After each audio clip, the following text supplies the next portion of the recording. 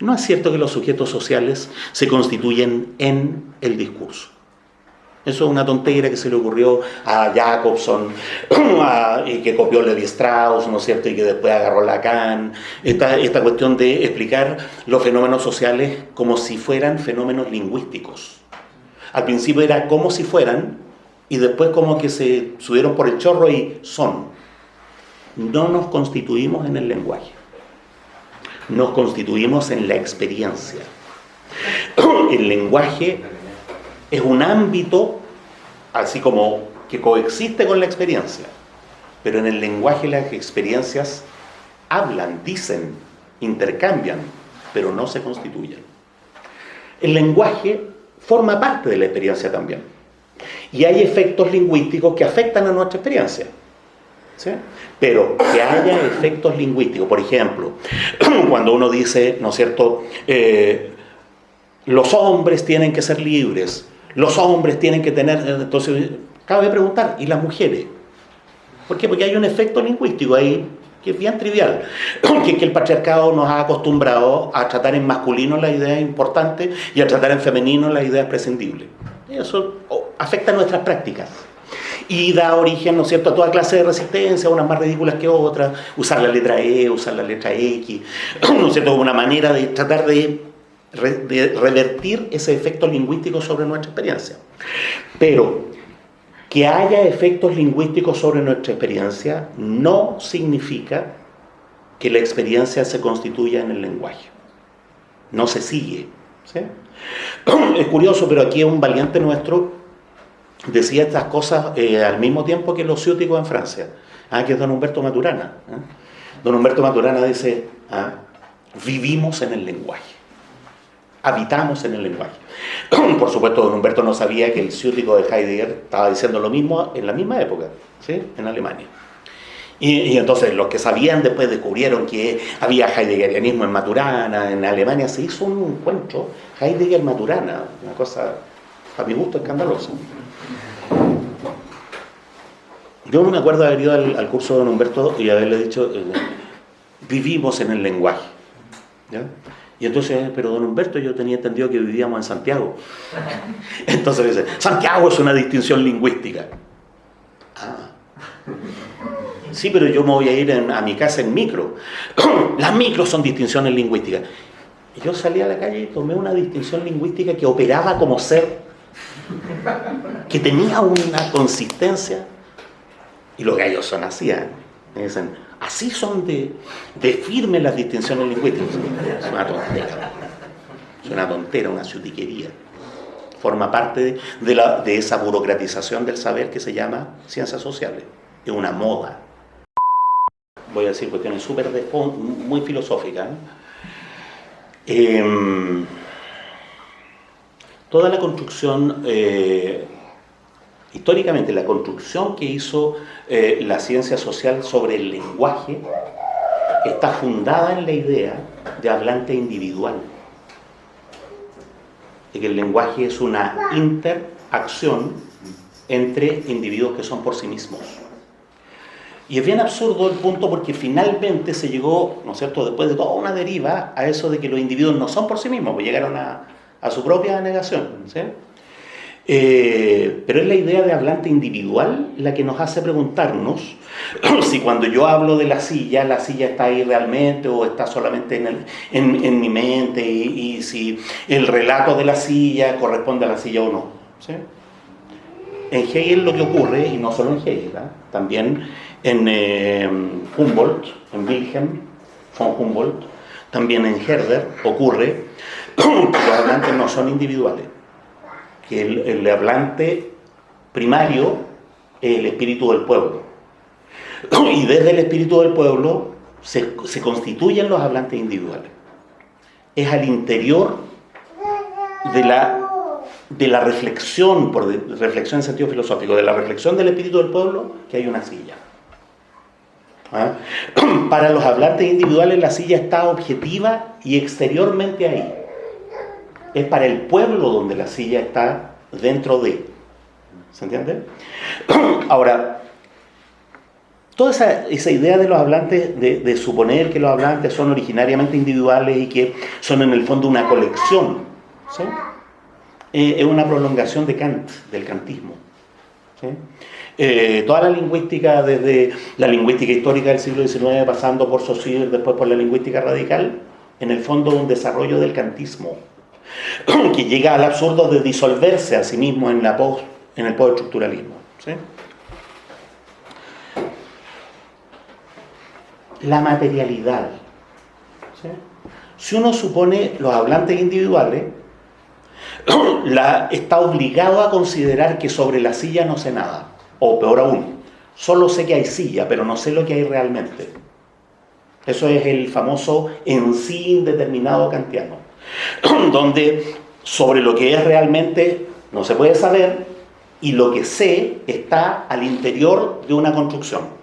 En Kant era la construcción de la razón, pero después la idea se fue empobreciendo y quedó como construcción del lenguaje nomás, ¿sí?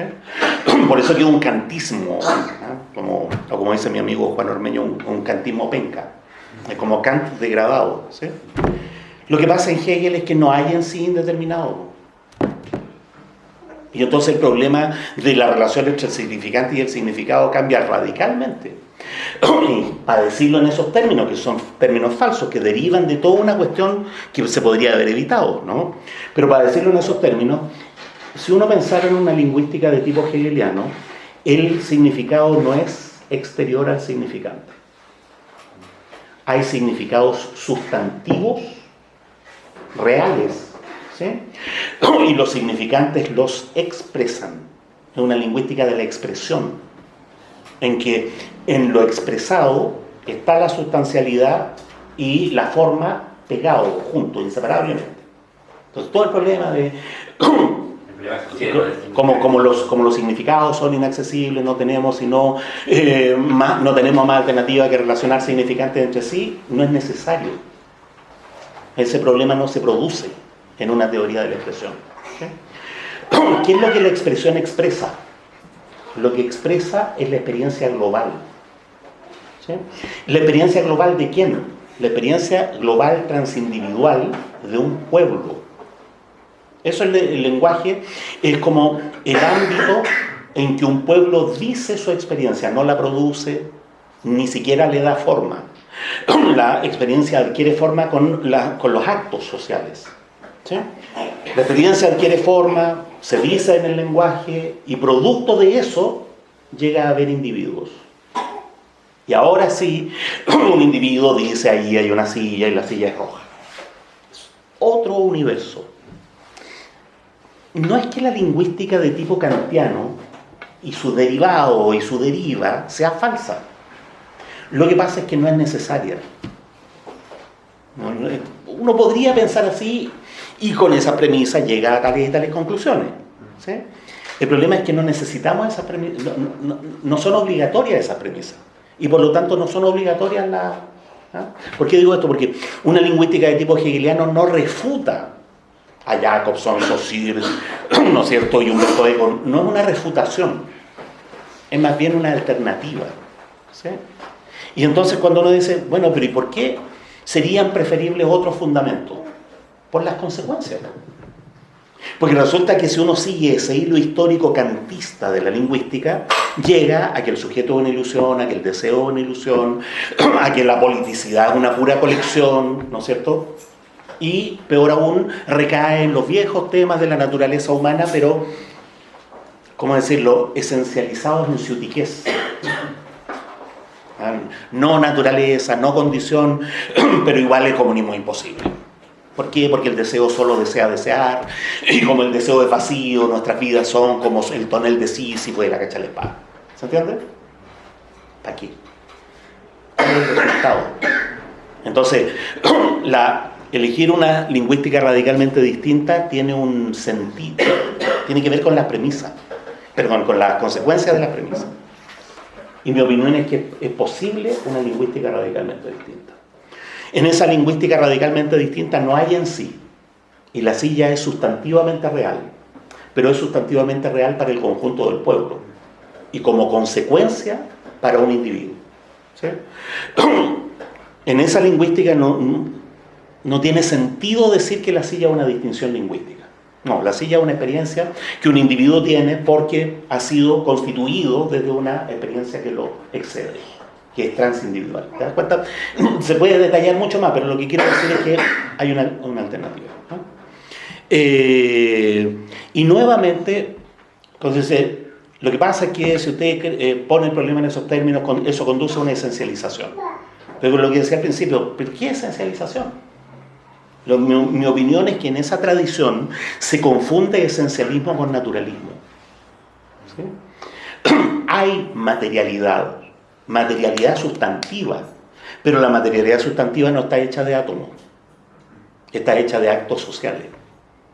Hay esencia real y sustantiva, pero la esencia no está hecha de átomos y moléculas, está hecha de actos sociales. ¿Sí? Entonces, un esencialismo historicista, ¿sí?, es filosóficamente congruente, es filosóficamente de peso, ¿sí?, y es completamente alternativo al naturalismo. El naturalismo y el antinaturalismo dejan de ser necesarios, porque el problema se disuelve. ¿Se entiende? Eso es una cosa. Ahora, hay una conexión muy profunda entre el escepticismo político y esa deconstrucción lingüística. ¿Ah? Hay una conexión muy profunda que se puede expresar de distintas maneras. La idea más popular es la idea de Lacan, de que el deseo solo desea desear. Noten que si el deseo solo desea desear, cuando uno obtiene algo se frustra. ¿Se entiende? Porque lo que uno deseaba era desear nomás. Y entonces el objeto es ilusorio, el objeto es una excusa para desear. Y cuando uno tiene el objeto, ¿sí?, entonces, gente de mierda, po. Los pobres sufren porque no tienen, y los ricos sufren aunque tengan igual, porque a la hora de que tienen, sienten un vacío existencial. Gente de mierda, entonces esta sociedad no le sirve a nadie, po, ¿sí? Y noten que se ha elevado a doctrina filosófica la frustración de las capas dominantes. ¿Se entiende? Porque ellos querían ser felices, ahora tienen $1.000 millones y no les alcanza, tienen que ser presidente de la República. Y no les alcanza, tienen que estafar a alguien. ¿Se entiende? Entonces, gente de mierda, ¿no? ¿Y qué han hecho? ¿Qué se hizo en la tradición existencial? Se les dio una coartada filosófica, doctrinaria, para esa insatisfacción. Ustedes que tienen cara de estar haciendo tesis o haberla hecho recientemente, tendrán, ¿no es cierto?, la depresión post-tesis. ¿Ah? Mi hijito, que se demoró, por supuesto, 5 años en hacer su tesis, ¿no?, él decía, no, la tesis no se, la ley de conservación de la tesis, ¿no? La tesis no se crea, la tesis no se destruye, solo se aplaza. Esa es la ley de conservación, se conservan porque se aplazan, ¿sí? Pero de repente, no sé, uno se encierra y se va a algún lugar como si las ideas necesitaran silencio, como si las ideas necesitaran, ¿no es cierto?, la Torre del Paine. La termina, la presenta y queda como con un vacío en el alma. Hay otros demagogos que hablan de depresión posparto, ¿sí? Filosóficamente, esa insatisfacción de esa gente de mierda, ¿no?, se expresa diciendo, lo que pasa es que en el fondo el objeto era un pretexto para el deseo. Y el deseo solo deseaba desear, ¿sí? Bueno, les advierto, si el deseo solo desea desear, estamos cagados. La conclusión directa es que no se puede ser feliz, ¿se entiende? Y cuando uno cree que no se puede ser feliz, es momio al tiro. No necesita ir a matricularse a la UDI, en eso consiste ser momio. Porque cuando uno le va a reclamar, ¿no es cierto?, al señor Sayé, al señor Luxek, oiga, pero nosotros queremos ser felices, lo primero que el tipo le va a decir es, mire, ¿sabe qué? Usted sufre porque persigue un objetivo que es imposible. ¿Ya lo han escuchado, no? La felicidad no existe, solo hay momentos felices. Yo calzo 41, pero siempre me compro zapatos 39. Apenas me los puedo poner, ¿eh? Me los pongo en la zapatería, ¿eh? Pongo y salgo así como, zapatos 39, con el pie así, ¿eh? Pero en la noche, cuando me saco los zapatos, soy tan feliz. Y eso es la felicidad. Si yo pudiera llevar anotado todo eso, Y cuando me muera, mi muerte de burgués de mierda, ¿no es cierto?, sumara todos los momentos felices y fueran más que los infelices, podría decir, he sido feliz, como sumatoria, ¿se entiende? De mierda, ¿no? La idea de felicidad sustantiva, soy feliz, ha sido sostenida por los seres humanos durante 5.000 años. Y ahora vienen los intelectuales a decir, no, eso es una ilusión histérica. Lacan. ¿Sí? ¿Usted dice que es feliz con su polola? No, eso es neurosis. Hay que tener una vanidad y una prepotencia infinita para decir eso.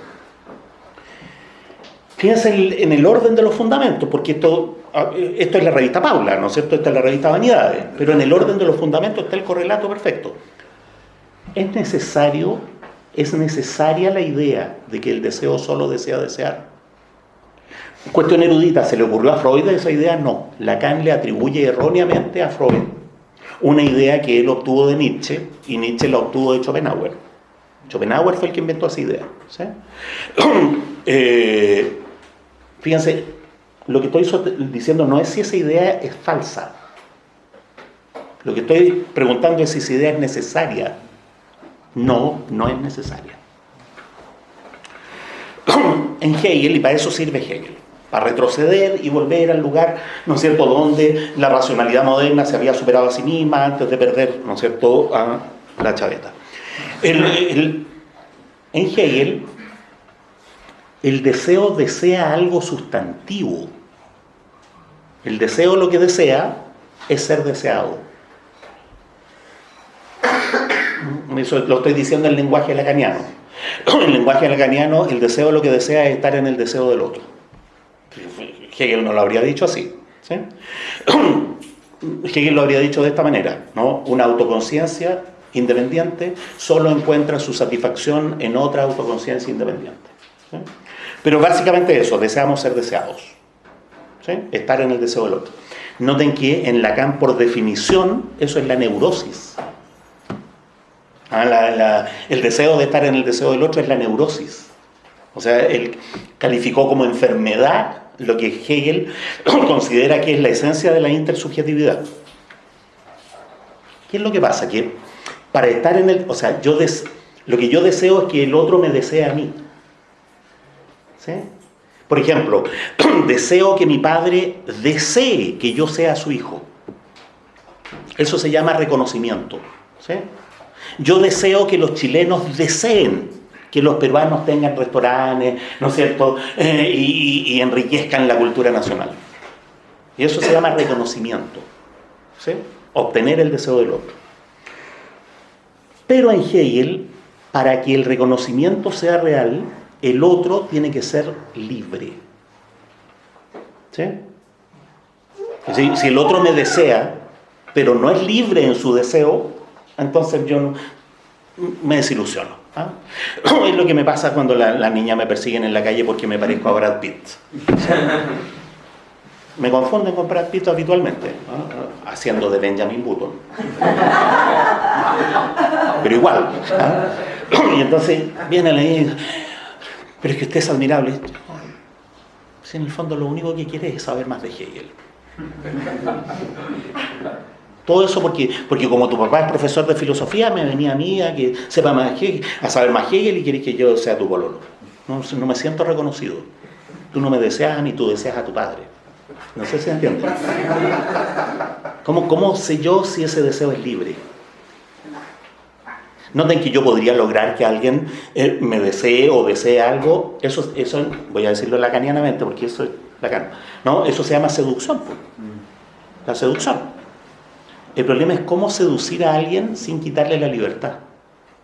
Porque la seducción se trata de engañar a alguien. ¿Se entiende? Entonces, ¿se puede eso? ¿Se podrá seducir a alguien manteniendo a esa persona su libertad? Sí se puede. ¿Se puede obtener el reconocimiento? Sí se puede. Cotidianamente se puede. Hay gente que pololea y es feliz. Hay gente que encuentra que los peruanos son simpáticos, ¿no es cierto?, y es capaz de casarse con una niña mapuche. Cotidianamente, eso ocurre, sí, ha ocurrido siempre en la historia humana. Y hay que tener una soberbia intelectual infinita para decir, no, eso son ilusiones histéricas. ¿Se entiende? Hay evidencia empírica de que al menos de manera local se puede ser feliz. Ojo, al menos de manera local. No sé si se acuerdan de un filósofo cubano que se llama Silvio Rodríguez, que tiene una canción pero que es para llorar a gritos. Dice: soy feliz, soy un hombre feliz. Quiero una mujer clara, que amo y me ama, sin pedir nada, casi nada. No es lo mismo, pero igual. Dice: soy feliz. Y de repente dice: y pido que me perdonen los muertos en este día por mi felicidad. Porque no sé si se dan cuenta la mala onda de ser feliz. Y hay gente muriendo en Siria y hay cabros chicos maltratados en Sename. ¿Qué significa eso? Que la felicidad individual, dual, ¿sí? Trial, es como un caso nomás. No se realiza sino en una sociedad reconciliada. Pues si no, uno es, claro, es feliz de a dos, de a tres, pero tiene que estar como pidiendo disculpas. Sí, yo soy feliz, pero me conmueven los niños en Sename. ¿Se entiende? Entonces, la felicidad, eso es la felicidad. Y es un valor sustantivo. En cambio, fíjense la ideología burguesa sobre la felicidad, no hay nada escrito. La felicidad es una cuestión individual. Cada uno sabe, ¿no?, con qué es feliz. ¿Sí? Y por último, revista vanidades, la felicidad es imposible. Es como la expresión doctrinaria, ¿no?, del perro del hortelano burgués. Ustedes no son felices, entonces nosotros tampoco, por lo tanto ustedes tampoco. ¿Sí? ¿Qué es lo que pasa? Lo que pasa es que se desea la intersubjetividad humana, pero mi reconocimiento, mi felicidad, depende de la libertad del otro.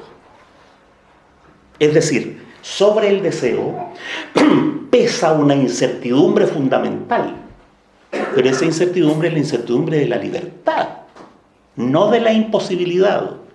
¿Se entiende?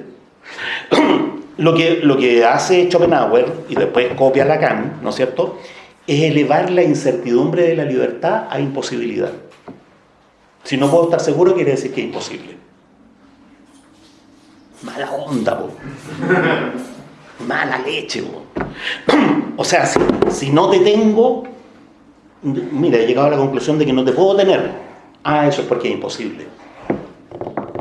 No, pues no se sigue. Claro que no te tengo, pero ¿por qué no te tengo? Porque eres libre nomás. ¿Y cuál es la consecuencia de eso? Que callé, po. ¿Qué hay? Eso significa que ningún ente libre deseará pololear conmigo. ¿Significa eso? Hay que ser Schopenhauer nomás.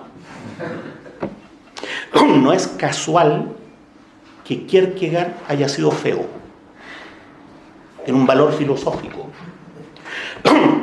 Niñito bien, hijo de un comerciante que era uno de los más ricos en Copenhague, pero era feo y era cojo.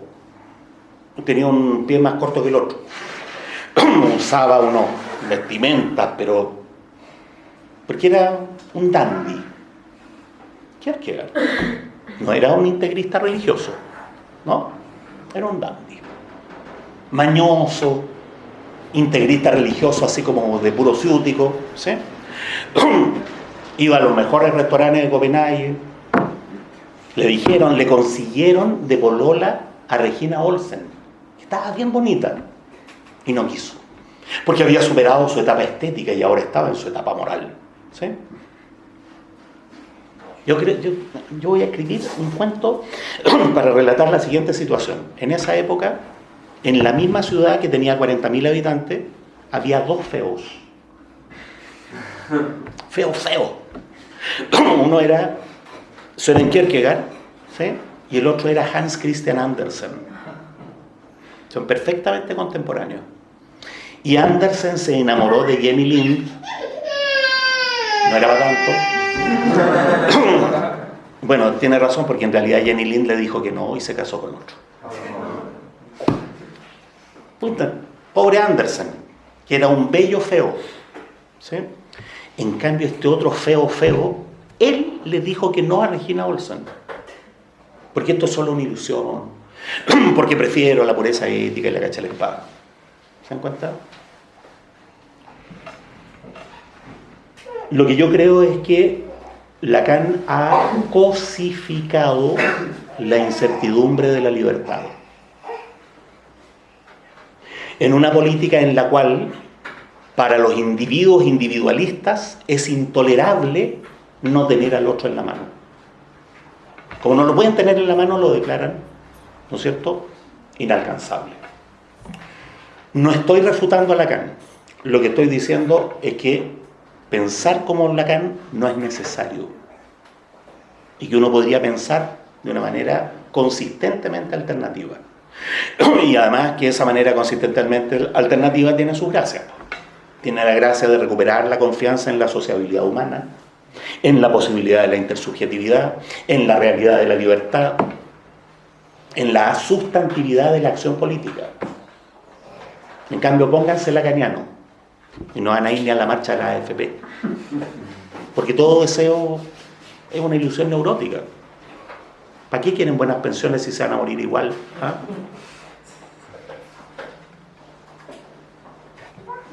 Me estoy enojando.